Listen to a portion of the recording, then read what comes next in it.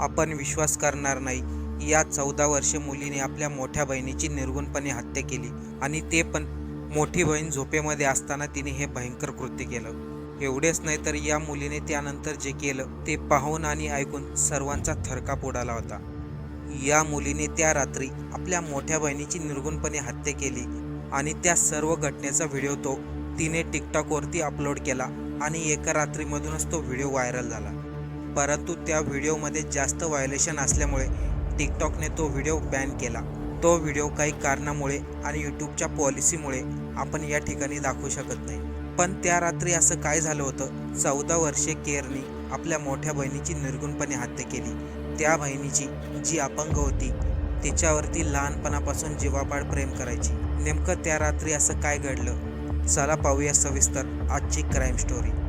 Care Miller आणि Helen Miller या दोन्ही सख्या बहिणी. केअर मिलर ही 14 वर्षाची तर हेलन मिलर मोठी बहीण 19 वर्षाची. आईवडील उच्च शिक्षित, त्यामुळे पैशाची कोणतीही कमतरता नाही. दोन्ही बहिणी आनंदात जीवन जगत होत्या. बाकीच्या मुलींप्रमाणेच 14 वर्षे क्लेअर मिलर शाळेमध्ये नेहमी ॲक्टिव्ह राहायची. प्रत्येक कार्यक्रमामध्ये ती भाग घ्यायची. ती घरामध्ये नेहमीच आपल्या आईवडिलांना प्रत्येक कामात मदत करायची आणि तसेच मोठी बहीण हेलन मिलर हिला देखील मदत करायची. कारण ती अपंग होती, त्यामुळे नेहमीच तिची काळजी लहानी बहीणच घेत होती. या दोन्ही बहिणीमध्ये खूप जास्त प्रेम होते. 14 वर्षे क्लेअर जरी वयाने लहान असली तरी देखील ती मोठ्या बहिणीची चांगल्या प्रकारे काळजी घ्यायची. आणि जर या घटनेचं सत्य पाहिलं, जे 14 वर्षे क्लेअर मिलरनी केलं ते याच्यापेक्षा उलटं होतं. म्हणजे केअर मिलर आपल्या बहिणीची काळजी करायची, आईवडिलांना मदत करायची. कोणालाही वाटणार नाही ती एवढं भयंकर कृत्य करल. त्या रात्री नेमकं काय झालं होतं, 14 वर्षी क्लेअर मिलर ही सोशल मीडियावरती नेहमी ॲक्टिव्ह राहायची. टिकटॉकवरती तिचं एक अकाउंट होतं, त्याच्यामध्ये ती लिपसिंग डान्स वगैरे आपल्या वडिलांसंग डान्स करताना व्हिडिओ अपलोड करायची. कधी आपल्या बहिणीबरोबर, कधी आईबरोबर मस्करी केलेले व्हिडिओ देखील ती टिकटॉकवरती शेअर करायची. परंतु 21 फेब्रुवारीची रात्र मिलर फॅमिलीसाठी अतिशय भयंकर ठरली. कारण की साध्या भोळ्या आणि नाजूक दिसणाऱ्या या 14 वर्षीय मुलीने त्या रात्री सर्वांचा थरकाप उडवणारी घटना घडवली होती. नेहमीप्रमाणे रात्री जेवण केल्यानंतर आईवडील आपल्या रूममध्ये झोपायला जातात. पण त्या आईवडिलांना काय माहिती होतं, जेव्हा ते झोपेतून उठतील त्यावेळेस ते आपल्या दोन्ही मुलींना गमावून बसलेले असतात. 14 वर्षे क्लेअरने या घटनेचा प्लॅनिंग अगोदरच केला होता. त्यामुळे मोठी बहीण झोपली असताना लहानी बहीण तिच्या रूममध्ये गपचूपपणे जाते. तिच्या हातामध्ये धारदार चाकू होता. ती जवळ जाताच मोठ्या बहिणीच्या तोंडावरती उशी ठेवते आणि हातामध्ये असलेल्या चाकूने सपासप तिच्यावरती वार करू लागते. आता एक मिनटं आपण इथे विचार करा, जी मुलगी अगोदरच अपंग होती तिच्यावरती जर चाकूने हल्ला केला असेल त्यावेळेस तिला किती वेदना झाल्या असतील. हेलननी कधी विचार केला नव्हता, ज्या लहान्या बहिणीने आपली काळजी केली, ज्या लहान्या बहिणीने आपल्यावरती जीवापाड प्रेम केले, तीच लहानी बहीण आज तिचा जीव घेईल. आणि त्या रात्री चाकूच्या वारने 19 वर्षीय हेलन तडफडून तिचा मृत्यू होतो. परंतु ही घटना इथेच थांबत नाही. यानंतर जे समोर येतं ते ऐकल्यानंतर सर्वांना शॉकच बसतो. रात्री 1च्या दरम्यान पेन्सिल्व्हेनिया पोलिसांना एक कॉल येतो. फोनच्या दुसऱ्या बाजूला एक मुलगी अत्यंत घाबरलेल्या परिस्थितीमध्ये फोनवरती बोलत होती. त्यावेळेस पोलिसांना तिचं क्लिअर बोलणं ऐकायला येत नव्हतं. फोनवरती पोलिसांनी तिला अनेक प्रश्न विचारले, परंतु पोलिसांना त्यात काही समजलं नाही. फक्त पोलिसांना त्यामध्ये एक लाईन क्लिअर ऐकायला आली. पोलिसांना शब्द ऐकायला आला, मी माझ्या बहिणीची निर्गुणपणे हत्या केली.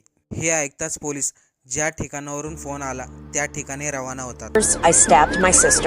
जेव्हा पोलीस त्या घटनेवरती पोहोचतात तेव्हा ते पाहतात 14 वर्षीय क्लिअर रक्ताने भरलेले आपले हात बर्फाने साफ करत होती.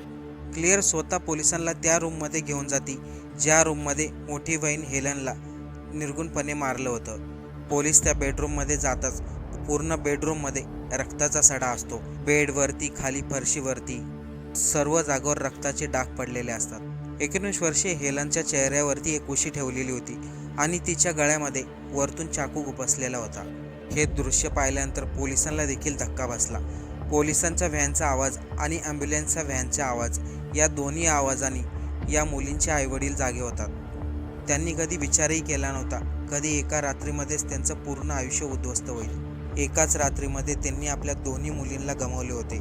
एक मुलीची निर्गुणपणे हत्या झाली होती आणि दुसरी म्हणजे जिने हत्या केली होती एका मुलीला ॲम्ब्युलन्समध्ये घेऊन जात होते तर दुसऱ्या मुलीला पोलीस व्हॅनमध्ये घेऊन जात होते. ही सर्व घटना कुठल्या एका भयंकर स्वप्नापेक्षा कमी नव्हती. क्लिअरच्या बोलण्यामध्ये मायकल मायर हा शब्द पोलिसांना ऐकण्यात आला. ॲक्च्युली जर पाहिलं गेलं तर मायकल मायर हा एक चित्रपट आहे जो 1978मध्ये रिलीज झाला होता. त्या मूव्हीजमध्ये दाखवलं होतं जो मेन चॅप्टर असतो तो आपल्या लहान बहिणीची कशा प्रकारे निर्गुण हत्या करतो. त्यामुळे 14 वर्षे क्लिअरच्या डोक्यामध्ये तो मूव्हीज बसला होता आणि तिने स्वतःला त्या हिरोच्या जागेवरती ठेवलं होतं. पोलिसांनी जेव्हा 14 वर्षीय क्लिअरला विचारलं तेव्हा पोलिसांना जाणवलं तिला या घटनेचा कोणताही पश्चाताप झालेला नव्हता. मायकल मायर हा चित्रपट तिच्या डोक्यामध्ये एवढा फिट बसला होता ती त्या कॅरेक्टरमधून बाहेर निघलीच नव्हती. पण आता तिने गुन्हा कबूल केला होता आणि सर्वांचं लक्ष लागलं होतं कोर्ट या 14 वर्षीय मुलीला नेमकं काय शिक्षा देणार. जेव्हा कोर्टामध्ये ही केस गेली तेव्हा क्लिअरचा जो वकील होता त्यांनी कोर्टामध्ये सांगितलं क्लिअरला रात्रीचे काहीतरी आवाज ऐकायला येतात आणि तेच आवाज तिच्या बॉडीवरती इफेक्ट करतात. पण या ठिकाणी कोर्टाने ते पुरावे लोकांसमोर ठेवले. ज्या वेळेस क्लिअरने आपल्या मोठ्या बहिणीची निर्गुणपणे हत्या केली तिने पोलिसांना फोन केला. तिनेच दाखवलं कोणत्या चाकूने वार केला, किती वाजता मारले. याचा अर्थ 14 वर्षे क्लिअर ही पूर्णपणे परफेक्ट होती. तिला कोणत्याही प्रकारचा आजार नव्हता. आणि फायनली तो दिवस आला. कोर्टाने 14 वर्षे क्लिअर मिलरला 40 वर्षाची शिक्षा सुनावली. मित्रांनो, अशा काही घटना आहेत, अशा काही केस आहेत ज्या आत्तापर्यंत आपण कुठेही ऐकल्या नसेल.